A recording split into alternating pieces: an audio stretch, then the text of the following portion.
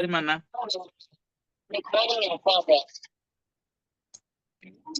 Dari Dharmasraya, Pak. Hmm. Dharmasraya. Ada yang dari Bukit Tinggi nggak di sini?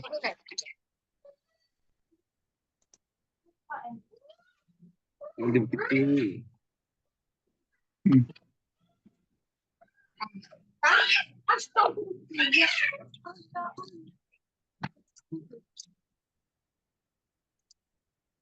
Oke.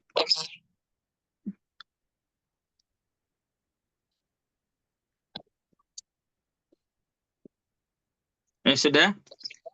Kita mulai ya, sambil tunggu yang lain juga berdatangan.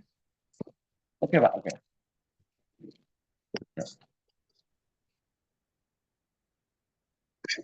Pak Ansar, kita mulai ya, Pak. Ya, silakan. Ya. Assalamualaikum. Selamat siang, teman-teman semua nih. Ini adalah webinar khusus paparan terkait persiapan dan pendampingan pemberangkatan untuk ke Jepang ini untuk bekerja. Seperti yang kita ketahui, ini kan semuanya ini mungkin dari Instagramnya Minang Lab ini ya. Ya. Dari Bang Riko punya ini, Snapgram. Ah, ini semua orang-orang awam. Memang khusus ini webinar ini dibuat untuk orang-orang awam ini semuanya. Karena kita ini orang Sumbar nih, kita ini kan punya apa ya? Kita punya pepatah dari orang tua kita ini kan. Apa? Sebagus-bagusnya anak muda itu, sebagus-bagusnya orang awam nih merantau paling jauh, itulah yang paling bagus. Orang-orang Sumbar ini kan merantau ini kan ke Jakarta, habis itu bekerja usaha, habis itu balik lagi. Kalau bayangkan kalau orang ini eranya sudah beda, sudah bukan merantau ke Jakarta lagi nih. Sekarang kita merantaunya ini ke luar negeri. Nah, inilah dia.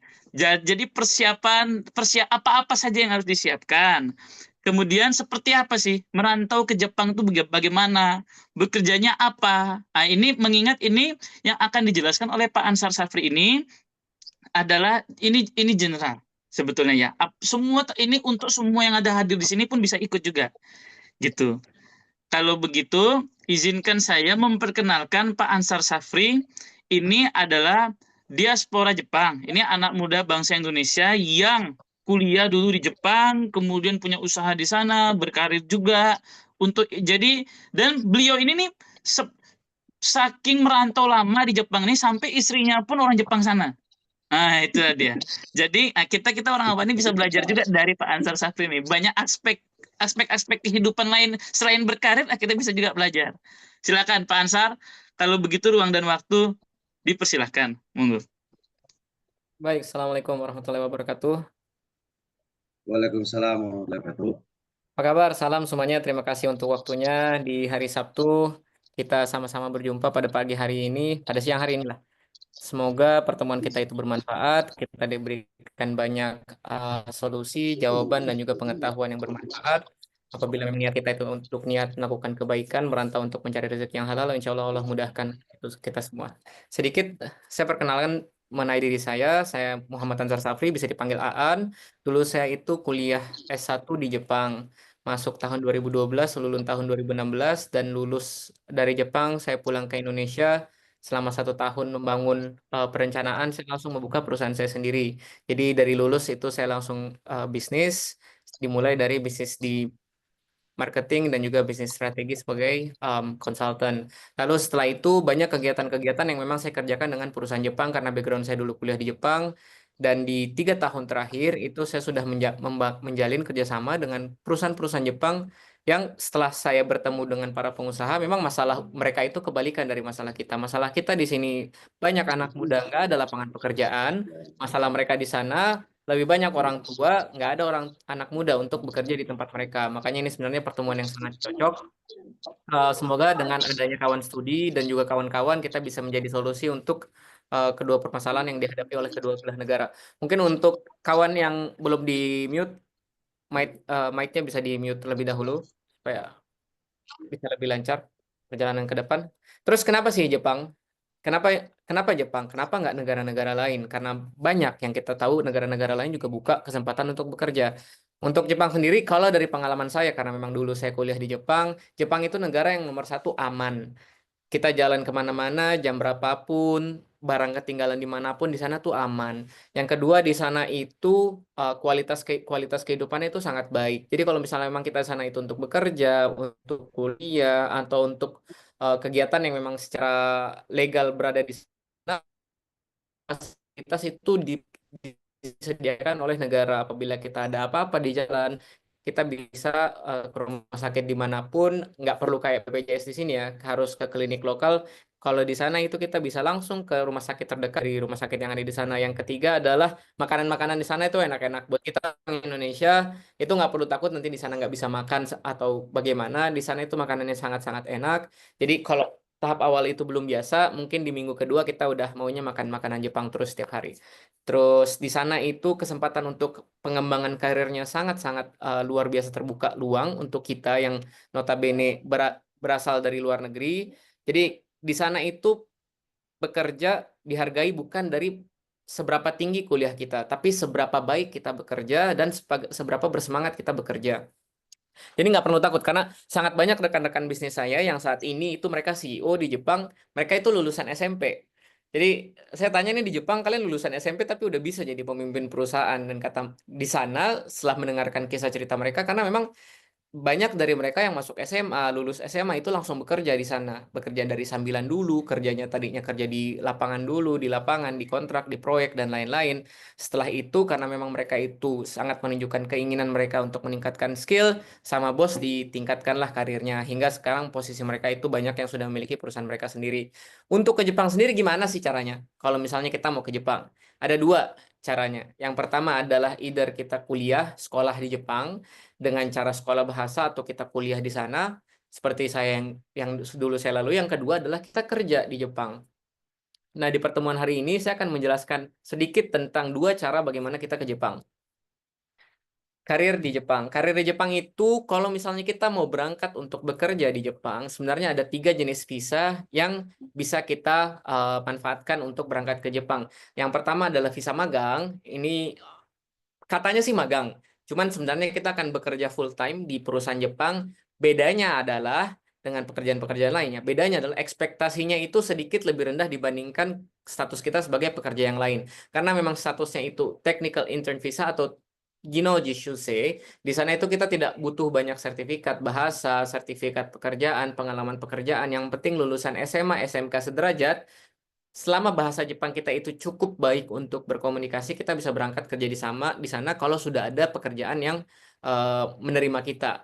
Jadi untuk Ginnoji Shusei ini sebenarnya akan bekerja full di perusahaan Jepang di 16 sektor yang nanti akan saya sampaikan. Bedanya fasilitas yang akan kita dapatkan itu akan sedikit di bawah dari special skill worker atau engineer visa yang akan saya sebutkan berikutnya.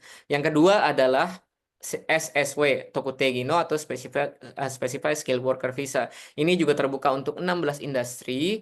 Untuk mendapatkan visa ini, kawan-kawan diwajibkan lulus tes SSW yang diadakan oleh pemerintah Jepang dan lulus tes sertifikasi bahasa Jepang. Ada macam-macam, ada JLPT, ada JFT, ada NATES, dan lain-lain. Ini juga 2 sertifikasi yang perlu didapatkan untuk bisa mengajukan visa setelah kita diterima oleh perusahaan yang akan menerima kita. Dan yang paling tinggi benefit dan paling tinggi requirement-nya adalah spesialis engineer, marketing, bisnis, dan lain-lain. Visa ini namanya Gijin Koku Visa. Visa ini cuma bisa kita dapatkan kalau kita melalui 2 hal. Yang pertama adalah kita pernah kerja di sana, kita pernah kuliah di sana, pernah studi di sana.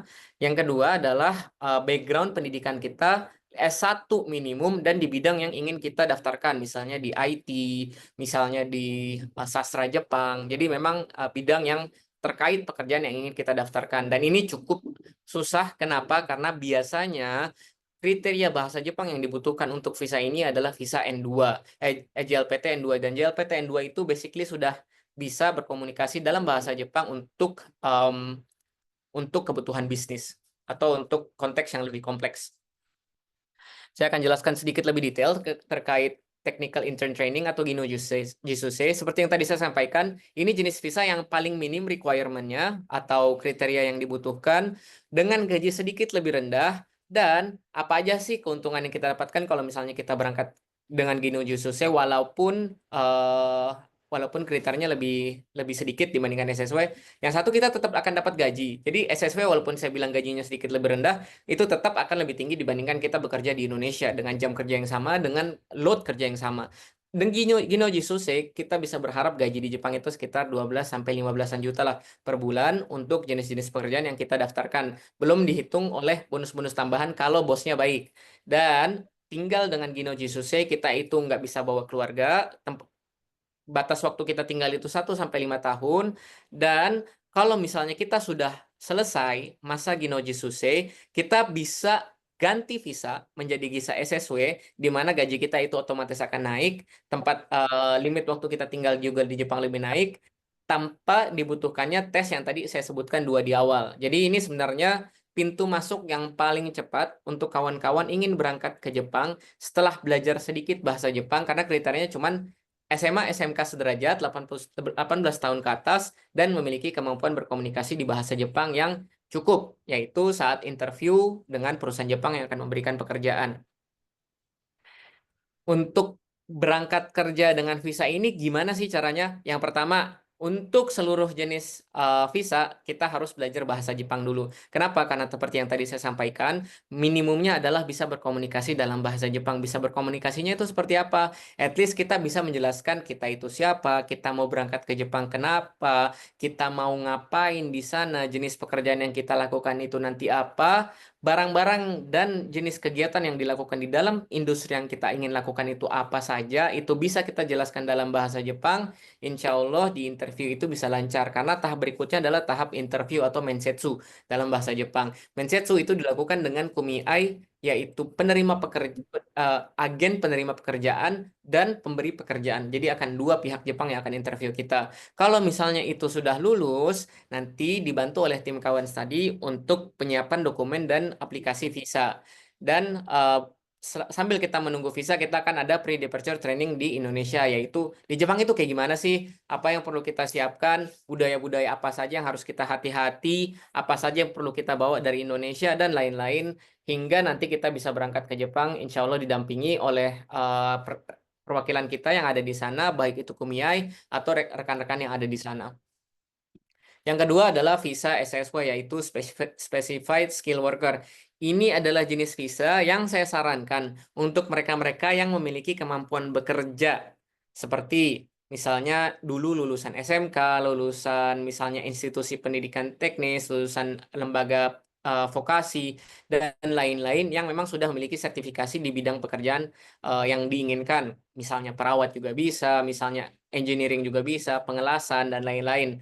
Nah, visa ini apa sih keuntungannya? Visa ini keuntungannya adalah gajinya sedikit lebih tinggi dibandingkan Gino Jususe, yaitu gaji standar atau UMR di daerah di mana nanti kita akan tinggal. Yang kedua adalah batas waktu tinggalnya itu lebih tinggi dibandingkan visa Gino Jususe. Bahkan kalau misalnya kita bisa kerja dengan baik dan bos itu suka dengan kita, visa kita itu bisa terus diperpanjang sampai waktu yang tidak ditentukan, sehingga nanti kita bisa dapat SSW 2. Kalau kita sudah dapat SSW tipe 2, ini kita bisa bawa keluarga juga dari Indonesia ke Jepang untuk tinggal sama-sama.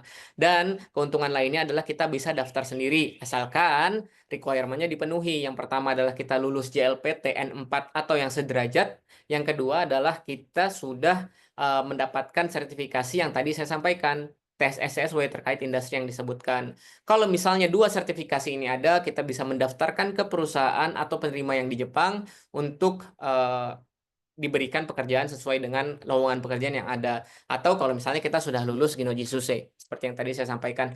Jadi ada apa aja sih untuk industri yang terbuka untuk lapangan pekerjaannya? Yang pertama adalah di keperawatan. Keperawatan ini beda dengan nurse di rumah sakit. Keperawatan ini adalah keperawatan orang tua.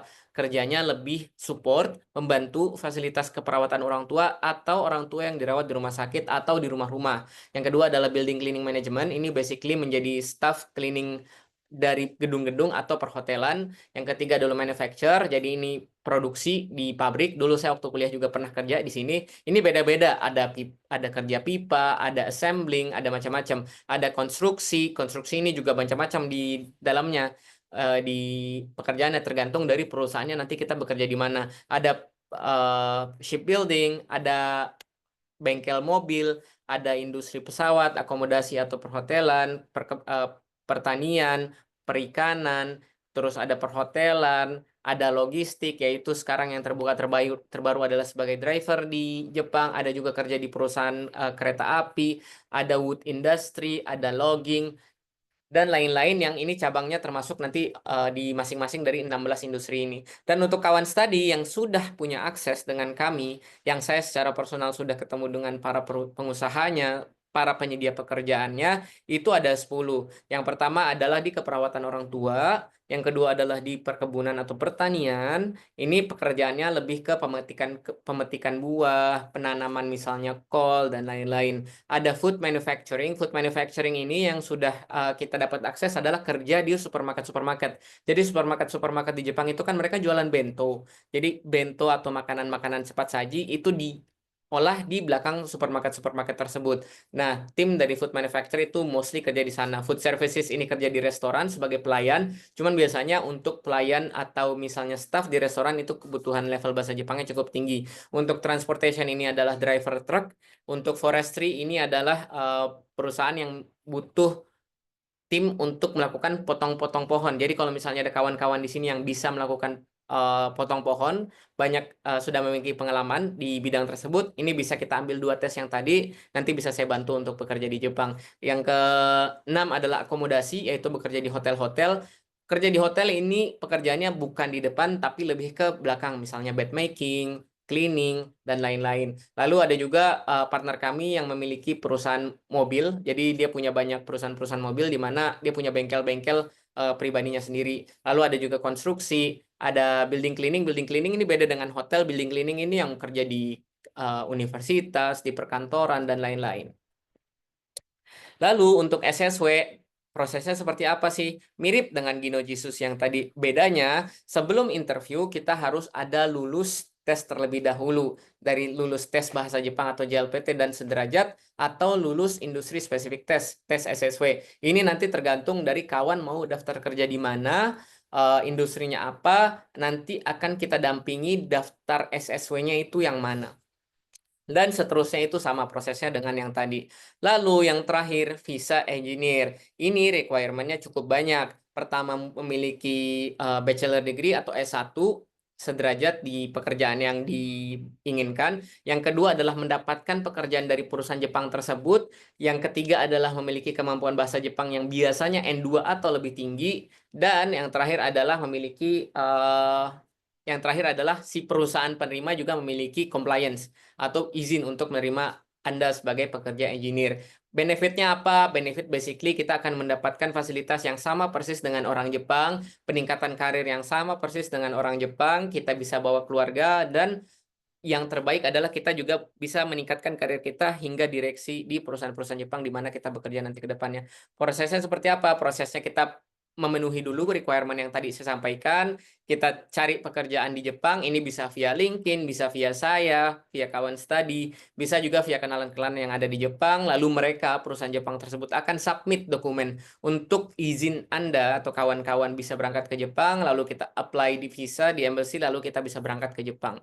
Lalu, kalau misalnya kita susah untuk langsung bekerja atau aduh mau nih izin koku visa atau visa engineer, cuman sekarang background studi saya nggak cukup cocok, ya udah ada 2 cara buat kita berangkat ke sana. Kita bisa berangkat via studi di Jepang. Studi di Jepang itu ada macam-macam. Kita bisa sekolah bahasa atau kita bisa sekolah di international university yang ada di Jepang. Kalau dengan kita kuliah di sana, kita akan mendapatkan degree atau misalnya atau apa sih namanya? Degree itu apa, Jun?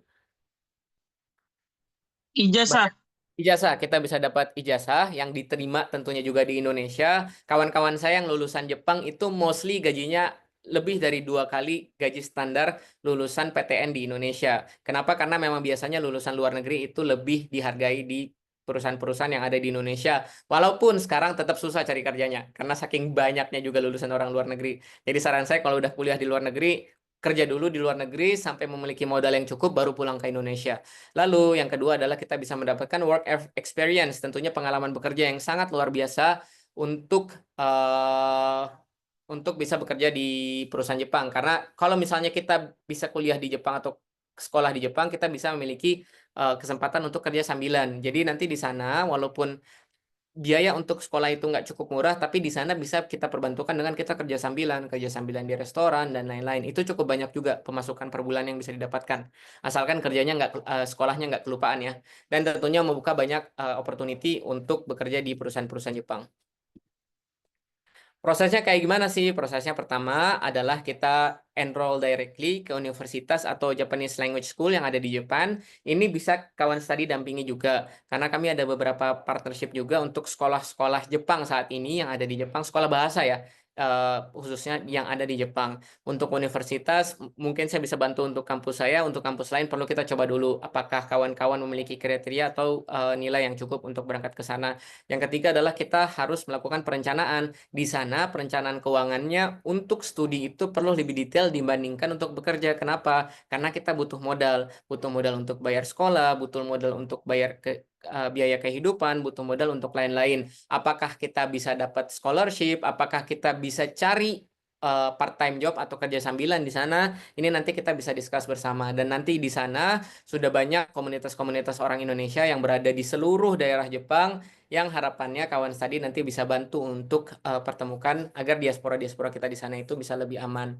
Nah, kalau mau ke Jepang, terus apa sih yang kawan-kawan harus lakukan? Yang pertama, kawan harus tahu dulu kemampuan kawan itu untuk berangkat ke Jepang itu yang mana? Apakah langsung kerja atau apakah bisa via studi terlebih dahulu?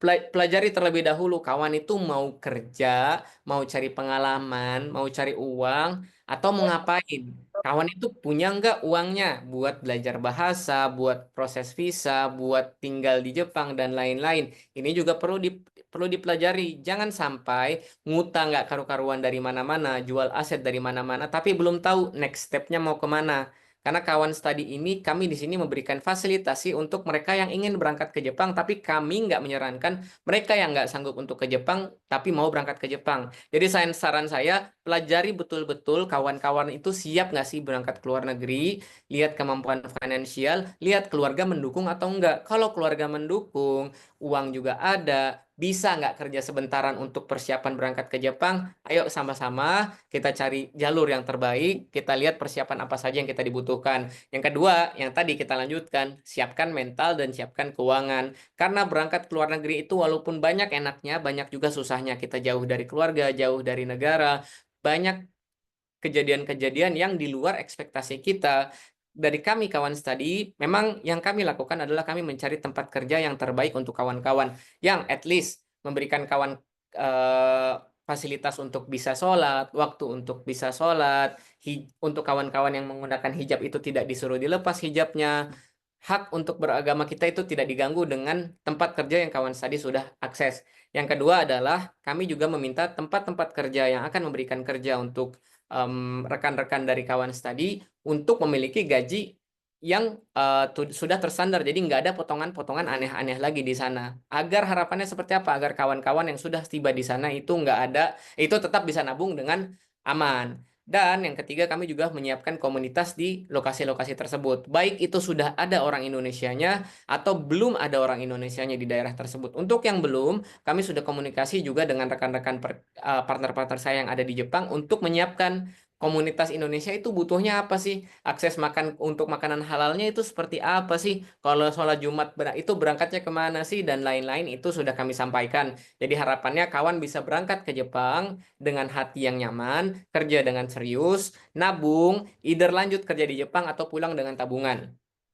Cuman itu semua butuh persiapan mental dan finansial yang cukup matang. Yang ketiga, untuk kedua cara berangkat ke Jepang, baik itu untuk studi, baik itu untuk bekerja, dua-duanya butuh bahasa Jepang. Jadi kawan enroll terlebih dahulu untuk kelas bahasa Jepang yang terdekat. Kawan studi buka kelas bahasa Jepang. Kalau kawan nggak sanggup untuk bayar eh, pembelajaran bahasa Jepang dari kawan studi, kawan bisa belajar sendiri via YouTube karena memang bisa belajar sendiri. Cuman itu memang butuh effort yang lebih karena untuk kawan studi pembelajaran kami itu dilakukan secara direct, kita menggunakan kurikulum yang menggunakan buku Irodori, yaitu buku yang terbaru dari pemerintah Jepang untuk memastikan kawan itu siap tinggal, siap bekerja, siap belajar di Jepang. Dan juga mentor kami itu Profesor Dewi dari Universitas UPI dan Profesor Sugi. Beliau-beliau adalah senior-senior yang memang sudah cukup dipandang di industri pendidikan bahasa Jepang di Indonesia. Jadi memang perbedaannya belajar sendiri dan belajar dengan kawan studi atau institusi-institusi yang kawan-kawan bisa percaya adalah adanya mentor, adanya fasilitator yang bisa membantu pembelajaran Anda untuk lebih cepat dan juga lebih efektif. Seperti itu. Harapannya, kalau misalnya memang kawan adalah individu-individu yang cocok untuk bekerja di Jepang, saya juga sangat terbuka untuk membantu. Karena kawan-kawan saya yang berada di Jepang itu sangat kesusahan mencari rekan-rekan kerja untuk atau mencari karyawan-karyawan kerja. Jadi harapan saya, kita bisa menjadi talenta-talenta terbaik Indonesia, bisa berangkat ke Jepang, bisa kerja di Jepang, mengambil ilmu mereka, mendapatkan sedikit tabungan, belajar dari pengalaman mereka, dan harapannya di waktu yang dekat atau mungkin jauh bisa kembali ke Indonesia dan membangun negara Indonesia kembali. Sekian dari saya, terima kasih. Assalamualaikum warahmatullahi wabarakatuh. Waalaikumsalam warahmatullahi wabarakatuh. Terima kasih Pak Ansar. Berikutnya adalah teman-teman, ini adalah paparan terkait kawan studi. Nah, bagi teman-teman yang ingin mengetahui ini kawan studi ini apa? Jadi kami ini adalah website, kami platform persiapan pendampingan pemberangkatan untuk teman-teman mau ke Jepang. Seperti yang tadi Pak Ansar sudah sampaikan ke teman-teman semua di sini, itu terkait persiapan di Jepang tadi gajinya kalau kerja bisa 12-15 juta awal-awal ya. Nah, tapi ada beberapa case itu contoh kayak kemarin ada kerja di pengolahan makanan itu bisa gaji 25 juta. Itu. Jadi range itu dari 12-15 sampai 20 pun bisa. Nah, kami kawan studi adalah platform untuk mengakomodir semuanya ini, untuk mendampingi teman-teman semua. Mulai dari pertama harus bisa bahasanya dulu, harus bisa belajar bahasa, harus bisa bahasa Jepang. Nah, itu teman-teman di sini di kawan studi ini ada. Jadi nanti teman-teman bisa daftar akun di sini dulu ya. Daftar, email, username, password, tinggal daftar. Habis itu nanti teman-teman login. Setelah teman-teman login, tinggal ke ini, belajar bahasa Jepang nih. Di belajar bahasa Jepang ini di sini mulainya nanti ini tanggal 3 April. Teman-teman nih di bahasa Jepang ini terdapat 2 level teman-teman. Untuk bisa ke Jepang minimum itu level N4 ini. Level N4 ini minimum. Dah. Teman-teman bisa mulai belajar nih dari N5 dulu ini. Ini kelas nih buka 3 April, bisa teman-teman daftar dari sekarang. Nanti tinggal pilih program, habis itu teman-teman pilih mau yang 1 minggu 5 kali atau yang 1 minggu 3 kali. Ini 3 jam 3 jam 3 jam ya teman-teman ya. Ini belajar intensif ini. Tinggal dipilih aja schedule-nya, isi data diri, habis itu kemudian nanti tinggal payment. Atau teman-teman nanti bisa isi aja G-form pendataan di WhatsApp, nanti aku kirim untuk mau didampingi cara daftarnya semua, tinggal isi Google Form aja. Nanti teman-teman, setelah teman-teman tadi daftar ya, daftar kemudian di N5 ini 3.500.000 nih, ini teman-teman nanti dapat 55 kali pertemuan. Ini mulai dari 4 April kalau yang hari Selasa ini nanti belajarnya ini seperti ini. Seperti ini. Nanti di sini semua belajar bahasa, persiapan semua di kawanstudi.com ini ya. Nah, pertemuan 1, pertemuan 2, ini hadir tidak absensi semua di sini. Nanti nih kan misalkan kan tanggal 8 Maret nih, misalkan. Tanggal 8 Maret nih mulai. Dan ini belum, kalau udah waktunya mulai belajar, ini button tombolnya ini nanti jadi warna biru. Ini bisa teman-teman klik nanti masuk ke dalam Zoom. Kalau udah waktunya 18.30, kalau udah tanggal 8 Maret nanti jam 6:30 malam, ini dia nih berubah jadi masuk Zoom. Diklik masuk ke dalam Zoom, belajar di situ. 3 jam teman-teman belajar. Semua di sini, pengerjaan tugas pun semua di sini, ujian pun di sini. Gitu. Jadi inilah terkait platform seperti ini. Bagi teman-teman yang minat, nanti aku kirim ini. Ada nih pendataan peserta kelas bahasa Jepang, teman-teman isi aja nih, ntar aku kirim di grup WhatsApp. Bagi yang mau beli kelas tadi, tinggal isi G-form ini. Ya, ntar aku share ini di grup WhatsApp. Kalau begitu teman-teman, maka sesi Q&A dibuka. Monggo. Siapa yang mau bertanya, dipersilahkan.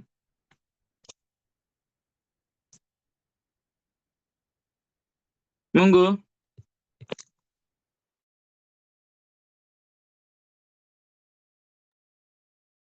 Eh, Pak, saya mau nanya boleh? Siap, Haikal. Ya, Assalamualaikum warahmatullahi wabarakatuh. Waalaikumsalam warahmatullahi wabarakatuh. Saya ini mau nanya beberapa hal ya. Eh, bentar, mana tuh pertanyaannya? Oh ya, kemarin saya sebenarnya udah sempet ikut tuh yang sebelumnya webinar online juga yang di sini, dan saya tuh pertanyaan saya waktu itu yang kira-kira berapa kisaran modal yang diperlukan kalau misalnya kita dari kawan studi itu mau berangkat ke Jepang gitu kan. Itu kan kemarin tulisnya kan 40 juta ya. Nah, itu saya boleh tahu nggak kira-kira 40 juta itu kalau dijabarin jadi apa aja?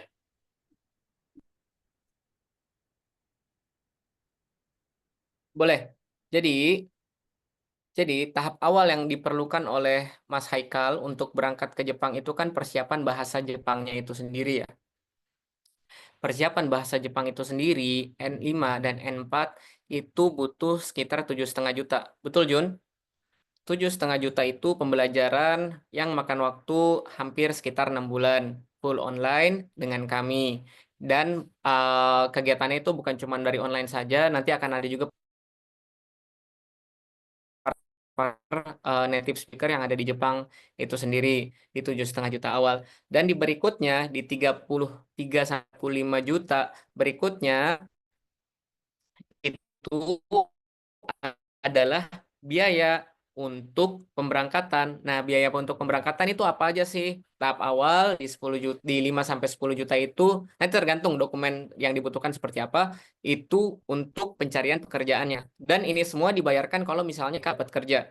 Jadi nanti kegiatan itu kan jadi proses cari kerja kan tadi saya sudah sampaikan dulu ber 4N5 itu sebenarnya Haikal udah punya bekal buat berangkat ke Jepang dengan kawan study atau without kawan study. Itu udah bisa. Jadi itu udah jadi hak milik Haikal untuk bisa berangkat ke Jepang ke depannya, baik itu dengan study, baik itu dengan bekerja. Itu sudah banyak pintu yang terbuka dengan adanya N4, N5 yang barusan. Nah, setelah itu masuk kita proses ke interview. Proses interview itu ada banyak prosesnya. Pertama, kami harus yang ada di Jepang disesuaikan dengan sertifikasi yang dimiliki oleh Haikal, kompetisi yang dimiliki oleh Haikal. Setelah itu kita mendapatkan pesannya, kita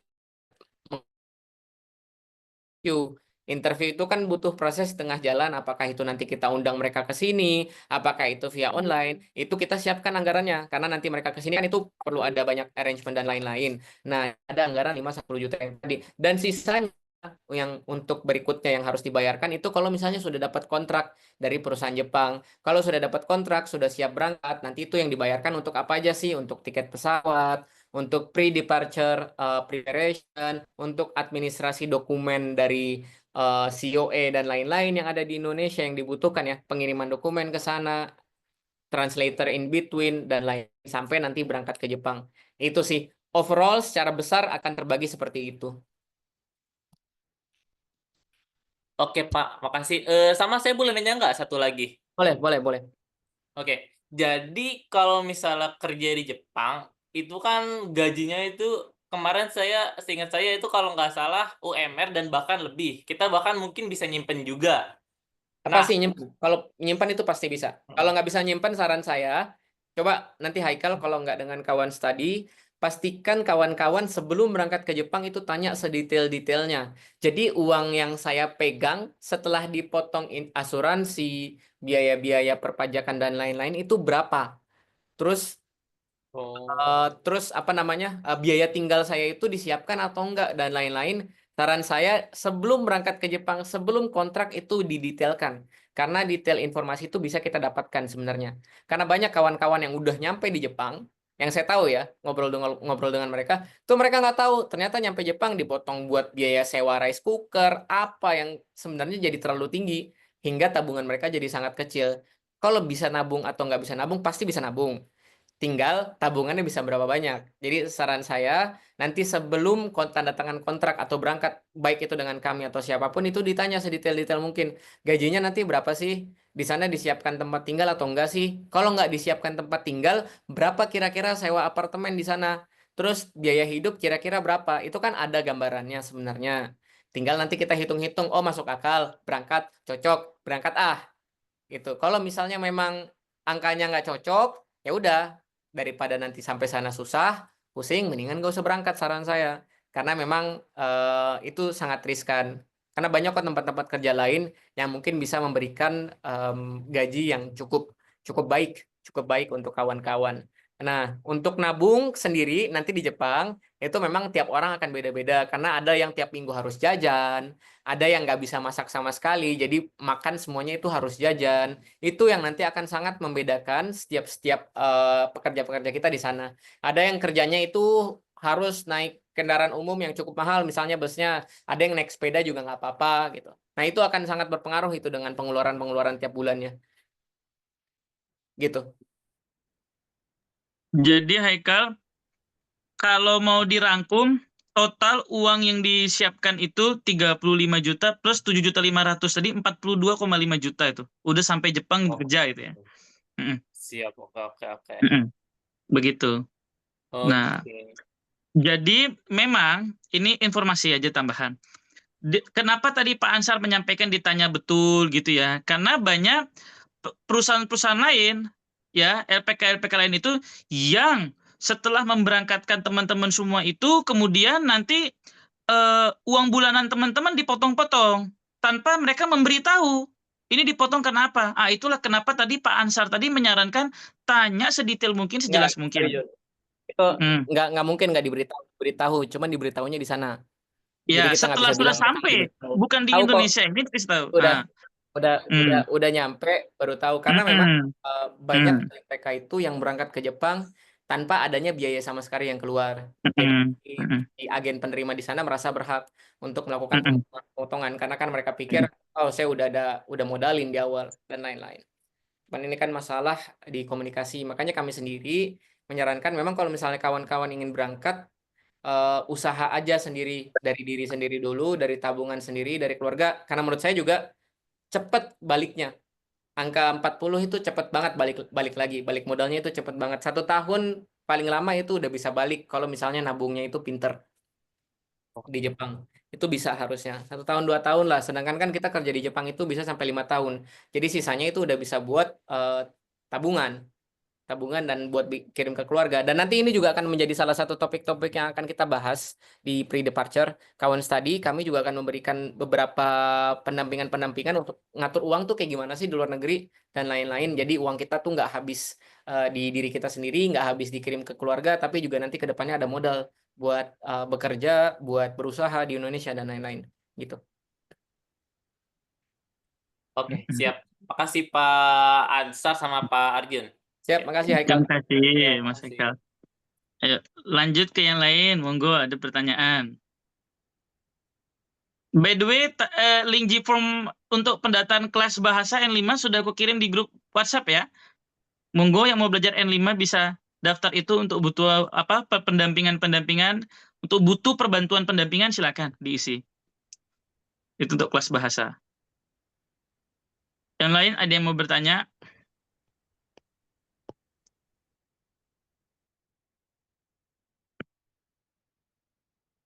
Silakan. Atika Putri, Ria Idawati, Feby, Lola, monggo mau bertanya. Mas Farhan Maulana, Mbak Tari Pratama, Lagi lapar-laparnya nih, Jun. Nggak bisa mikir. gitu ya. Kalau puasa di Jepang itu gimana atmosfernya, Bang Ansa? Sama, berapa jam di sana ya, kalau dibanding di sini di Indonesia?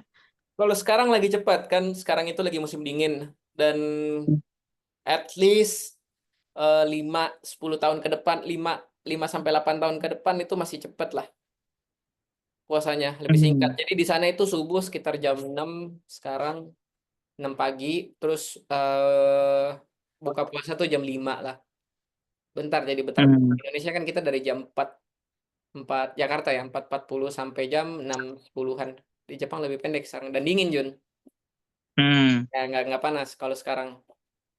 Iya, iya. Jadi hawa nafsu haus minum es itu berkurang Pak Ya, ya. mudah itu mudah. Ngantuknya aja ya nggak bisa dilawan palingan karena dingin. Iya, iya, iya. Puasanya sih mudah. Hmm, Jadi Nah, itu kalau itu. misalnya bisa berangkat di tahun ini, tahun depan itu Hmm, nanti Ramadannya diberikan kemudahan tuh. Amin. Mungkin ini Bang Hasan, terkait mungkin mungkin ada yang mau tanya nggak di sini terkait jenis-jenis pekerjaan. Monggo, mungkin ada teman-teman yang punya bidang peminatan apa, punya skill keahlian apa, mau tanya kerjanya di Jepang bisa apa enggak, gajinya berapa, silakan monggo.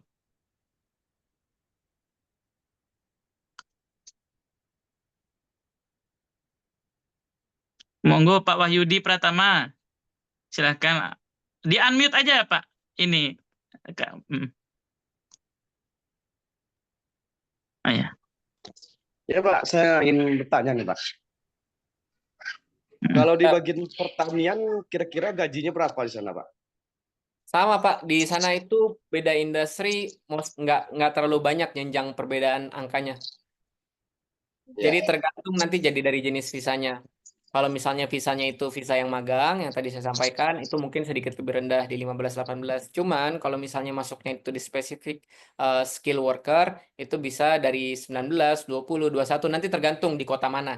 Karena tiap kota itu ada beda-beda UMR-nya. Tergantung dari kota mana. Begitu. Cuman, Jadi, Gitu ya Pak ya. hanya kita mau hitung-hitungan, kira-kira tabungan kita di Jepang itu bisa berapa sih?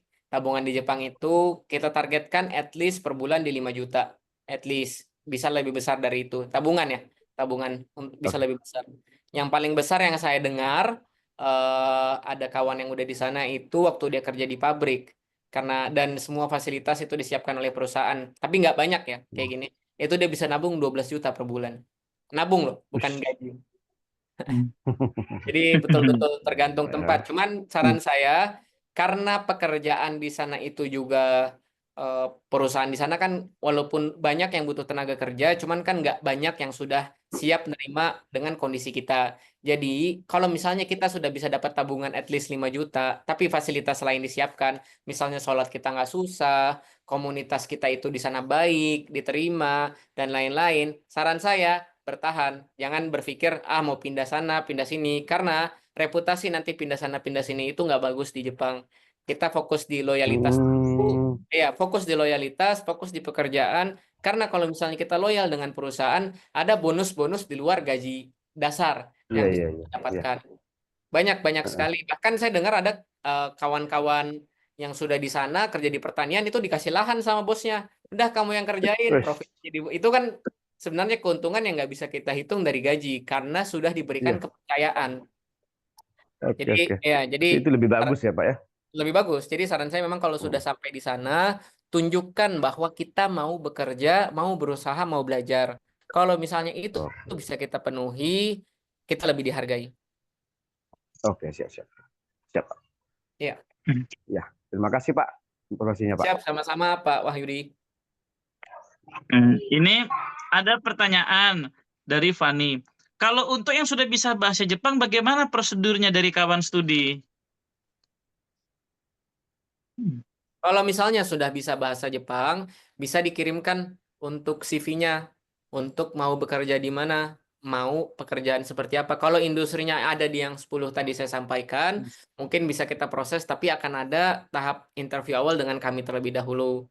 Jadi kalau misalnya dari kaminya oke, tahap berikutnya kami akan masuk ke arrangement di yang tadi saya sampaikan, mensetsu atau interview dengan si kumiai atau Torokoshi Kika yang ada di Jepang. Sebelum kita teruskan ke pemberi pekerja. Seperti itu. Fani ini sudah bisa bahasa Jepang level apa? N5, N4 Fani? Terus Farhan Maulana, Pak izin bertanya melalui chat, saya lulusan SMK Tata Boga dan D4 Tata Boga, apakah bisa mengajukan SSW visa? Bisa Farhan, tapi harus lulus 2 tes yang tadi saya sampaikan terlebih dahulu. Bahasa Jepangnya, dan yang kedua adalah sertifikasi SSW di bidang restorannya mungkin, kalau misalnya Tata Boga. Karena itu ada tesnya khusus. Fani N4, iya Fani udah bisa berarti tinggal tes SSW atau kalau misalnya belum punya tes SSW ya, atau ya kita carikan kerja sebagai Ginoji Jusei kalau misalnya memang berkenan sebagai magang dulu. Karena magang juga menurut saya nggak masalah sih walaupun sedikit lebih rendah karena itu kan pintu tercepat ya untuk berangkat ke sana. Pokoknya udah di sana dulu, kerja dulu 2-3 tahun, bahasa kita bagus, kita bisa rubah visa jadi visa SSW setelah itu tanpa harus melalui tes-tes terlebih dahulu. Dan ekspektasi dari di sananya juga kan lebih rendah sebenarnya. Coba Fani dirimu coba silakan on cam dan unmute. Monggo 1 menit aja atau enggak 30 detik. Coba perkenalan diri bahasa Jepang aja dengan Bang Ansar ini. Interview singkat 30 detik aja. Nggak apa-apa, Coba. banyak orang Jun. Iya, ya cocok itu, Pak. Cocok. Itu kan. Banyak yang mendukungmu, Fani. Iya. Coba. Tapi ya sudah, nanti Fani akan aku WhatsApp aja ya. Aku admin juga di grup itu, di WhatsApp aja. Nanti terkait CV dan lain-lain, kita nanti akan adakan itu tadi, sesi interview singkat dengan bahasa Jepang, menggunakan bahasa Jepang ya, apalagi Fani sudah N4. Bahasa Jepangnya sudah bagus itu kalau udah N4. Gitu. Monggo ada lagi yang mau bertanya yang lain.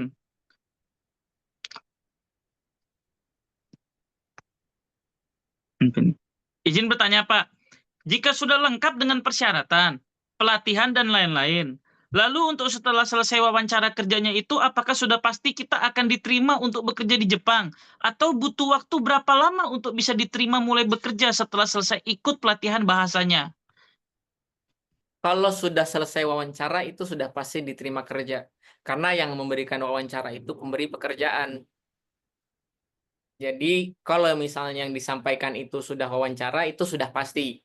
Kalau yang disampaikan itu baru selesai pelatihan bahasanya itu belum pasti. Kenapa? Karena at the end of the day kawan-kawan itu harus betul-betul sanggup bekerja di sana dan disukai dulu oleh pemberi pekerjaan. Karena walaupun di sana itu sangat terbuka banyak lapangan pekerjaan, dari kami juga itu direct dengan perusahaan-perusahaan, tetap kembali lagi kawan-kawan itu cocok nggak sih dengan perusahaan tersebut? Karena kan cocok-cocokan. Walaupun akan jauh lebih mudah dibandingkan kita cari pekerja di Indonesia itu saya yakin. Lebih mudah cari kerja di Jepang dibandingkan di sini. Apalagi kalau kita udah memiliki 2 persyaratan tadi, sertifikasi dan bahasa. Tinggal kita cari partner yang tepat, partner yang memang cocok dengan kawan buat berangkat kerja di sana. Seperti itu. Untuk berapa lamanya itu nanti lamanya itu lebih menunggu Certificate of Eligibility. Jadi setelah wawancara, setelah tanda tangan kontrak, payment semua diselesaikan, nanti perusahaan Jepang atau agen penerima di Jepang akan mengajukan dulu ke pemerintah. Pekerja atau calon pekerja dengan nama Feli akan berangkat masuk ke Jepang, kerja di perusahaan kami yang nanti bidangnya ABCDE. Nanti perizinan tersebut keluar sekitar 2,5 sampai 3 bulan dari Jepang. Jadi mungkin lamanya menunggu itu. Cuman in between, sambil menunggu COE, kita akan ada persiapan-persiapan keberangkatan. Seperti yang tadi saya sempat sampaikan. Dari budayanya, dari persiapan keuangannya, dari manajemen keuangannya, dan lain-lain. Itu akan kita siapkan di 2-3 bulan sebelum berangkat. Dan tentunya sambil kita akan drill latihan bahasa Jepang dengan partner-partner kami yang ada di Jepang. Gitu. Intinya teman-teman, bisa bahasa Jepang dulu nih ya nih. N5, N4 ini dulu teman-teman kuasai, habis itu sudah peluang untuk ke Jepang itu terbuka lebar lah pintu itu. Begitu. Terbuka lebar, cuman tetap harus kayak tadi saya sampaikan ya 3 hal. Periksa diri sendiri dulu, cocok atau enggak berangkat ke Jepang. Kalau misalnya kawan nggak tahu saya cocok atau enggak sih, itu kita bisa konsultasi gratis dulu. Jadi kita diskusi dulu, kita sama-sama ngobrol, sama-sama lihat cocok nggak sih saya tuh buat berangkat ke Jepang. Apa sebenarnya tipe seperti saya itu susah buat berangkat kerja di luar negeri, karena saya nggak menyarankan semua orang untuk berangkat ke luar negeri. Karena tinggal di luar negeri itu bukan buat semua orang. Ada banyak ujian-ujian yang akan kita hadapi on top of benefit-benefit yang akan kita dapatkan. Jadi kalau misalnya memang kawan sudah yakin, pede, bisa menjaga diri sendiri, menjaga nama baik diri sendiri, bisa menjaga iman, berangkat di luar negeri yang notabene itu bukan negara dengan mayoritas muslim ya. Walaupun secara environment itu sudah sangat kami jaga, kami pastikan di sana ada komunitas yang bisa membantu, ada fasilitas untuk makanan halal, akses untuk beribadah juga semua dipermudahkan dan lain-lain, tapi tetap harus kembali ke diri sendiri dulu. Jadi kalau misalnya memang kawan itu nggak yakin dengan hal tersebut, nggak usah keluar negeri, di Indonesia aja. Karena dibandingkan kita mendapatkan resiko yang lebih tinggi, lebih baik kita di Indonesia. Kalau misalnya belum cukup yakin, tapi kalau cukup yakin, berangkat secepatnya. Karena banyak kesempatan yang bisa kita dapatkan, banyak pembelajaran yang bisa kita dapatkan. Ini teman-teman, sebelum ke Mas Haikal ya, Mas Haikal udah mau tanya, singkat aja. Aku ini dulu pernah kerja di kantor penghubung Provinsi Sumbar, Jakarta. Jadi teman-teman yang di Sumbar nih aku tak paham betul ini di akar rumput seperti apa. Itu kan banyak ya yang menjadi tantangan ini Bang Ansar di Sumbar ini adalah minimnya lowongan pekerjaan sebetulnya. Jadi kenapa banyak anak-anak Sumbar nih habis sekolah di Sumbar nih kemudian merantau ke Jakarta? Karena peluang tuh banyak. Sedangkan sekarang ini kan dengan adanya inflasi, sekarang ada juga masalah itu ya kabur aja dulu itu. Jadi banyak lagi tren juga nih salah satunya kenapa Minang Lip Snapgram itu itu karena lagi tren juga kabur aja dulu nih ke luar negeri di Sumbar. Itulah. Jadi kalau teman-teman bisa keluar negeri ke Jepang ini tapi harus bersungguh-sungguh ya karena Jepang ini lebih disiplin secara etos kerja dibanding kita orang Indonesia nih. Kalau itulah kenapa Bang Ansar bilang lihat diri sendiri dulu. Itu dipersiapkan mental dan kedisiplinan tadi itu dulu. Itu. Tapi sambil mempersiapkan itu belajar bahasa dulu. Itu. Diiringi, dibarengi. Begitu. Silakan Mas Haikal masuk. Ada mau tanya tadi. Monggo. Oke, ya Pak, numpang nanya lagi ya. Jadi tadi kan yang udah dijelasin kan itu ada 10 ya jalur pekerjaan dari perawat, terus cleaner, yang petani gitu, dan ada lagi tuh. Nah, kalau misalnya tadi jangka waktu kerjanya itu kira-kira 5 tahun ya. Iya. Kalau misalnya nih, saya itu misal awalnya kerja di automobil repair nih. Nah, Iya. terus kalau misalnya saya tiba-tiba pengen kerja di kantor gitu, itu apakah bisa? Ataukah ada persyaratan yang harus dipenuhi dulu apa gimana tuh? Nanti tergantung dengan pemilik perusahaannya, Mas Haikal. Kalau misalnya kita pindah perusahaan lain, mungkin agak susah karena terbatas di visanya. Cuman kalau misalnya Mas Haikal sekarang background-nya apa? Saya sih masih SMK. SMK Ini apa ntar insya sekarang? Allah lulus nih. SMK apa sekarang? SMK kelas 12. SMK Jurusan apa? TKJ. TKJ, Teknik komputer jaringan. teknik komputer jaringan ya. Baik, kalau misalnya bisa ya di automobile, misalnya belajar sekarang sedikit untuk bengkel itu saya kenal dengan pemilik langsungnya.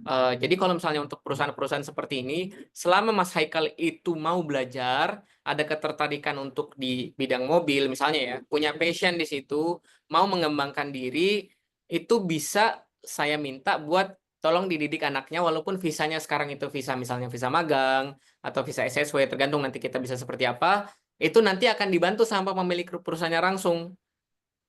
Karena yang tadi saya sampaikan kan, kalau misalnya kita mau Gino Jisusei, kita butuh kerja dulu dari perusahaan Jepangnya nih. Yang mau menerima kondisi kita seperti apa, dengan background kita seperti apa. Jadi, Mas, misalnya selesaikan dulu 5 tahun, bahasa Jepangnya udah belajar, industrinya udah belajar, teknikalnya juga udah belajar, mau mengembangkan karir di Jepang, mau coba melanjutkan untuk meninggikan karirnya. Selesai dulu, pulang ke Indonesia, karena kan udah selesai.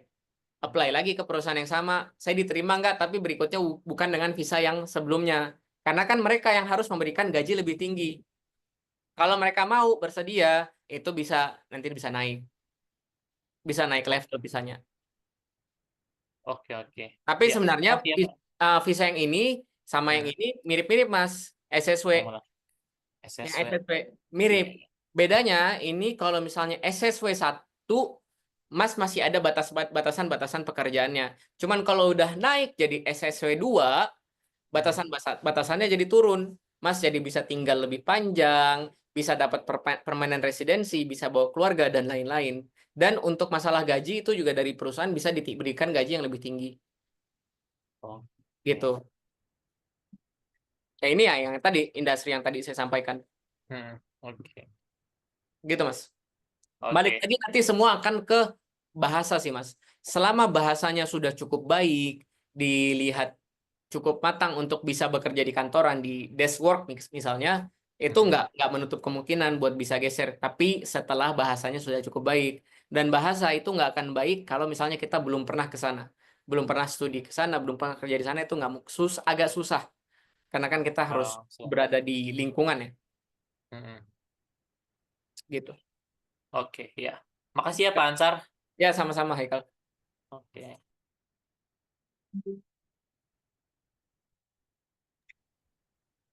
Udah, ada lagi yang mau bertanya? Sebelum kita tutup, nanti habis ini akan ada 2 link Google Form ya yang dikirim. Satu sudah itu untuk pendataan teman-teman yang mau belajar ini ya, sekolah bahasa Jepang N5 kelas dasar. Tadi tuh biaya itu biaya tadi 3.500.000 itu tuh bisa dicicil teman-teman ya. Bisa dicicil. Silakan diisi Google Form. Kedua, nanti untuk Fani tadi ya akan ada Google Form untuk ini konseling, konsultasi gratis khusus dengan kami ya. Itu sesi khusus dengan kami selama 30 menit atau sampai 1 jam konsultasi gratis untuk tadi persiapan, karena kan Fani ini persiapan pendampingan ke Jepang. Itu konsultasi gratis. Ntar Google Form-nya aku kirim, diisi aja. Begitu. Ada lagi yang bertanya? Mungkin terakhir, pertanyaan terakhir mungkin. Silakan.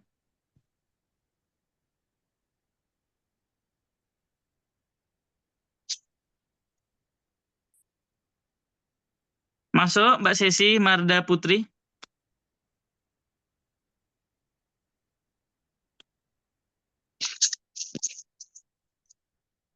Monggo.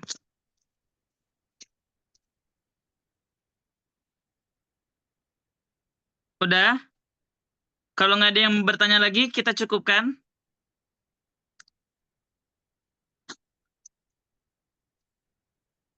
Sudah. Sudah. Kalau begitu, sekarang akulah yang bertanya malah terakhir ini ya. Teman untuk pelatihannya 6 bulan paling lama ya Pak. Itu tergantung.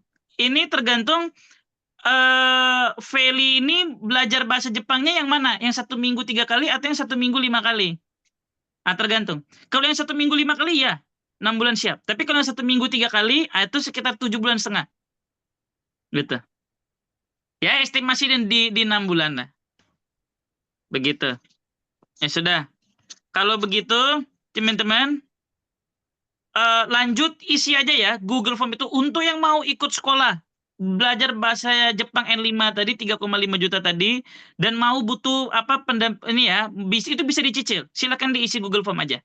Untuk Fani ada Google Form khusus untuk konsultasi, silakan teman-teman yang lain akan ada Google Form untuk konseling atau konsultasi. Kalau begitu aku cukupkan. Mungkin kita on cam yuk sama-sama, yuk kita foto bersama dulu. Oke. On cam semuanya. Abang-abang, mbak-mbak yang cantik-cantik, ganteng-ganteng. Kita on cam. Semuanya on cam. On cam. Nah, 1, 2, 3. Oke, sekali lagi. Yang lain mana? Yang lain-lain juga dong. Udah? 1, 2, 3. Ya sudah. Kalau begitu, Oke. ini mungkin ada closing statement dari Pak Komisaris Utama. Monggo Pak Firman. Closing. Pak Komur silakan.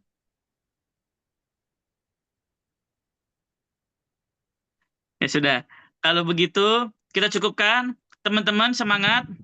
Semangat. Ingat ya, kita orang ini sekali lagi aku ini tegaskan. Kita orang awal, orang Sumber nih ada DNA merantau itu udah ada. Tinggal diasah aja itu. Iya. Nah, itu asalnya tuh dengan apa? Dengan kemampuan bahasa, kedisiplinan diri. Nah, itulah. Oke. Ya, yang tadi Pak Ansar disampaikan. Terima kasih Pak Ansar Safri atas waktunya, paparan-paparannya. Semoga bermanfaat kepada kita semua ini.